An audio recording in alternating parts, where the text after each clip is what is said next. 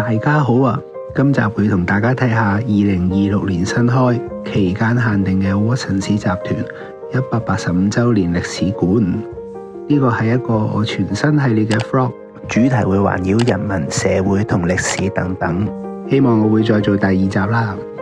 香港一直都有歷史悠久或者知名嘅企業搞自己品牌嘅展覽，今次就輪到我打工嘅公司屈臣氏啦。屈臣氏係香港第一間西藥房，早於香港開埠之前已經發源於廣州。當時香港公眾唔認識西藥，所以佢哋除咗賣藥之餘，亦都肩負起教育嘅工作。睇返佢哋19世紀中嘅宣傳品《富貴榮華日曆》，係送俾合作伙伴嘅宣傳品，有店鋪同埋西藥貨品嘅資料，可以睇到係想用嚟推廣自家製嘅西藥。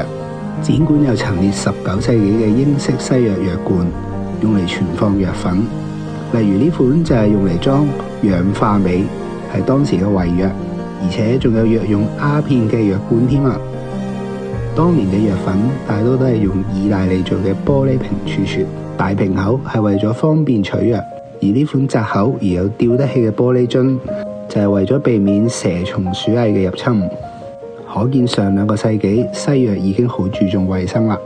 去到20世紀初，西藥開始由藥粉演變成藥水，開始有我哋認識嘅咳藥啦，或者傷風藥。部分展品甚至仲有藥喺裏面添啊。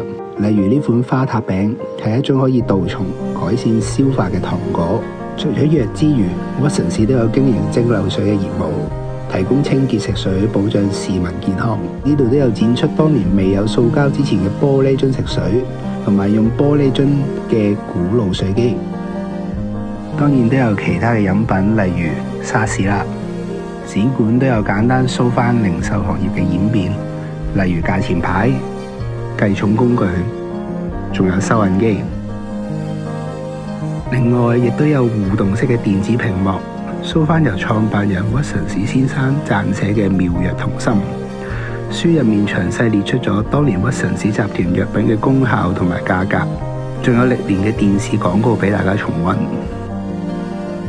展館都有由晚清重臣左宗棠，仲有香港超人李嘉誠為屈臣氏手書嘅墨寶。不過暫時呢個展館只係會對內部員工開放，或者有預約先可以參觀，唔知道之後會唔會開放俾公眾呢？